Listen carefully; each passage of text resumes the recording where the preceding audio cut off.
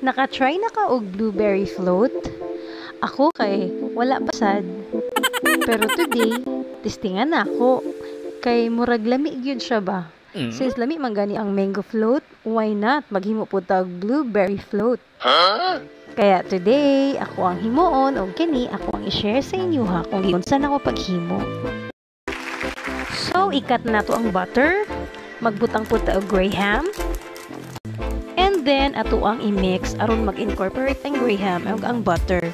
Lami man gud ni siya pag may butter, mas mo tasty. And then, dili magbuhaghag ang graham pag scoop nimo. Like inani na siya o dapat ang iyang consistency. I-follow lang ako ang ginahimo ha. Hopefully, lami gyud ang kinalabasan ani friend, no? Next is, ibutang na nato ang atong condensed milk na big pan. And then, duha ka Nestle cream nga gi-chilled na ko overnight. Kaya naglisod ko og gawas. Uy, basig wala pa ka nag-follow ani nga page friend ha. Pa-follow baya, ayaw baya kalimti ha. Daghang salamat kayo daan. Hilig ko mag-post og kanang mga dali lang kayo lutuon, unya lami, and then sa akong mga laag po, ganahan magkumuat og mga pieces na mga barato lang, unya nindot. So, mo na siya akong ginahan i-share sa inyo ha. Daghang salamat daan. So, na-mix na nato pag-ayo ang ato ang cream, which is the condensed milk and the Nestle cream. Inani na dapat ang consistency. After that, atoan na siyang ibutang sa next level. So, mura lang gud gihapon kag naghimo og mango float. Perfect kayo ang duha ka Nestle cream and one big condensed milk, no? Dili kayo siya tamis friend. Lami siya og sakto lang. Mauni ang blueberry and can nga napalit na ko sa HB1, which is like 360 man yata o 330 like that. Dako siya friend, daghan na kag magamitan. Dili kayo siya tamis, lami siya. So, i-prepare na pod nato ang ato ang cheese, which is Eden cheese. Pwede maka mo gamit og bisan unsa na cheese kung unsa imong gusto. Basta ako, favorite gyud nako ang Eden cheese. Pwede nimo siya i-grate ha, pero since ako ganahan kay kog cheese, gusto kayo nako siya malasahan gyud na cheese gyud ang ako ang gipaak. So, mo to siya gi-slice lang nako siya inana.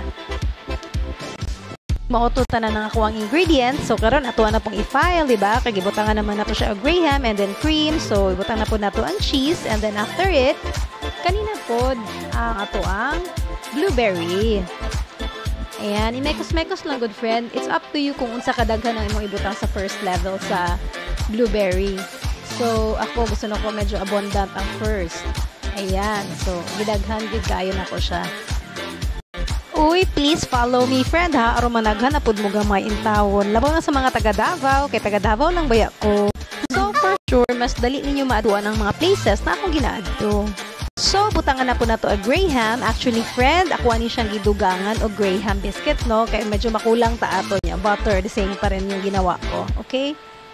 So, next is cream na sad. Fortunately, daghan kayo akong cream, no? Sa ako ang kaning recipe. Pero parts lang, kay ako ara na siyang ibu-ubo dito sa akong extra. If you are watching me, my friend, taga-asa ka, can you comment it below? Aron mailhan pod nako kung taga-asa mga nakakita sa akong video, no? Wala lang, curious lang pod good ko, friend. Kaya ganahan ko makabalo kung taga-asa mo. Uy, basin na aday may gusto nga lutuon ako ha, ing na lang ko i-comment lang, kay basin di ay, how day ko ato. Ako pod ma-share ang akong version, no? Salamat kay Frenny. So, ayan, gibutang na nato ang atong last na cream. Daghan, pag yun kayo siya, friend. Unya, karon dinhi sa ako ang blueberry. Gamay-gamay na lang yun ako nabutang. But it's okay. Kay, baga man atong nabutang sa first level sa blueberry. So, okay lang yan. Pag scoop ni mo, ana, daghan gyapon kag makaon na blueberry. So, almost done na ba, friend? Ayan, tapos na. Gwapa kaayo. Murag lami gyud siya. Ikaw, friend, tanaw ni mo lami. So, anyway, ato ani siyang i-cover.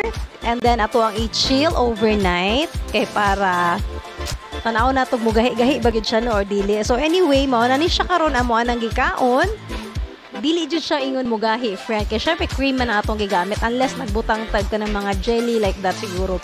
So, anyway, napod ko gitry. Naghimo ko gamay. Katong mga sobra. Gibutang ako sa freezer. So, inani pod siya ma-freezer. Gahi pod siya.